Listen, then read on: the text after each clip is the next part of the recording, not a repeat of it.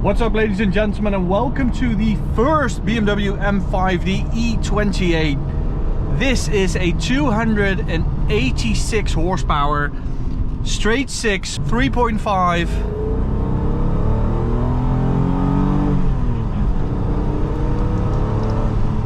And it's a hand-built car, so very, very special.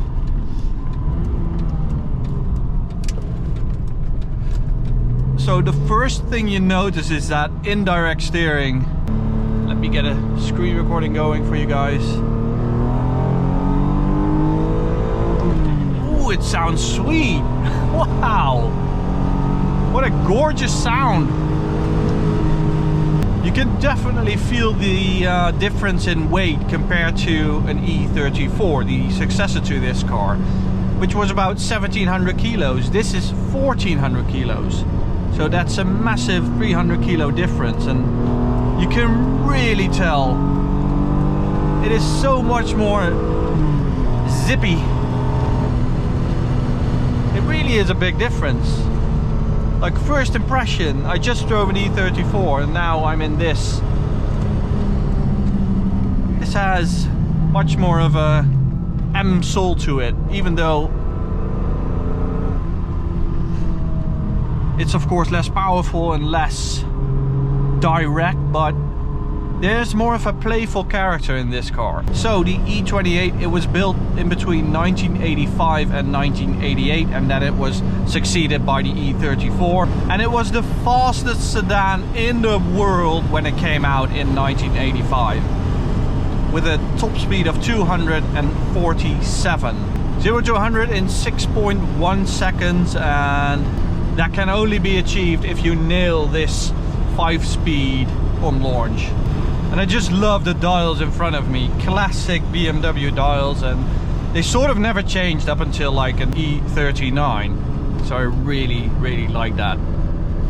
Way better than all the digital stuff we have nowadays. So the E28 was sort of the same as a normal 5 Series, besides the fact that it had a front splitter or front spoiler, rear spoiler.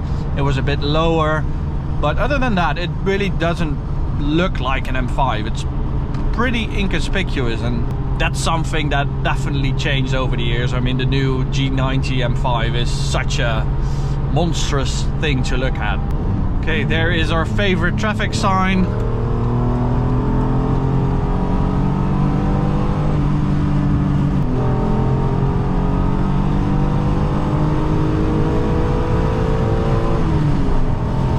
Actually feels pretty quick. Doesn't feel any slower compared to the E34, which I just drove. I mean, that's 60 horsepower extra, but the weight difference really compensates for that lack of power. And I really prefer this. There is just a lot of feel in this car. You can feel it moving around. Yes, it does have a lot of roll, but it really communicates to you what it is doing, what it is going to do. And you don't have ESP or anything in these older cars, so it sort of has to be slow and predictable in its movement, because, you know, modern cars can be quite snappy, but they can be because they have all kinds of electronics catching aggressive behavior. But this is just analog, old school, manual. You really feel like you're doing everything, and I really, really like that. I just hope I will get enough space to do one 100 to 200 measurement, because I really do need a lot of space. It's not the fastest car by modern standards. I don't really have any brakes, so yeah, really need some space.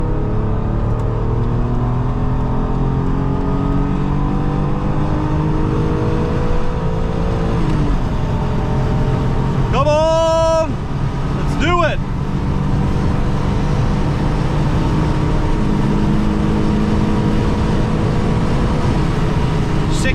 .75.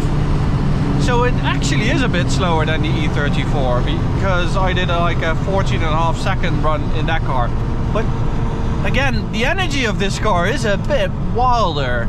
I really like it.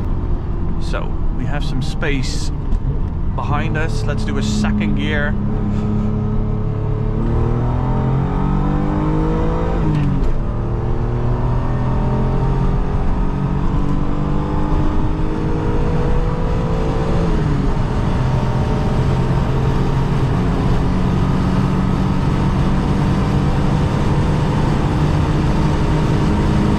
Oh, it's really opening up now.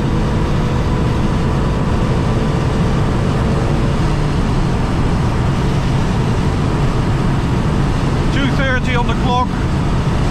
Back then you didn't have GPS speed, so I guess they were a bit optimistic, but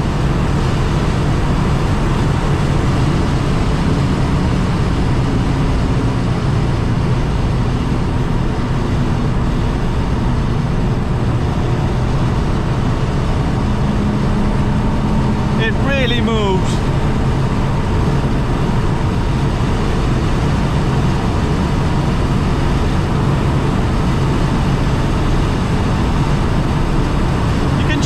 Moving around, but it's super balanced and stable. I really like that about it. So let's see what it will do to an exit on the Autobahn.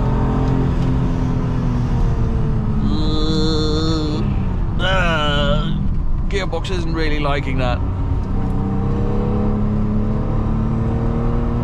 Yeah, there is a lot of body roll, but I don't know, it's pretty settled in the end, so it sort of has to set and then it's there, you know, it won't go any further. What a lovely car, really. I enjoy this so much. Little side step there.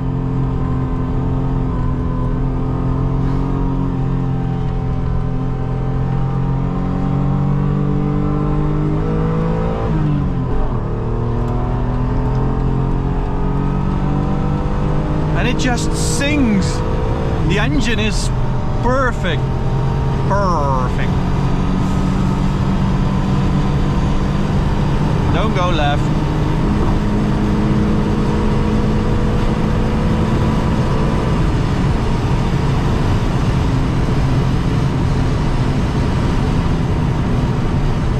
What a wonderful experience this. Go right, little Peugeot, very good.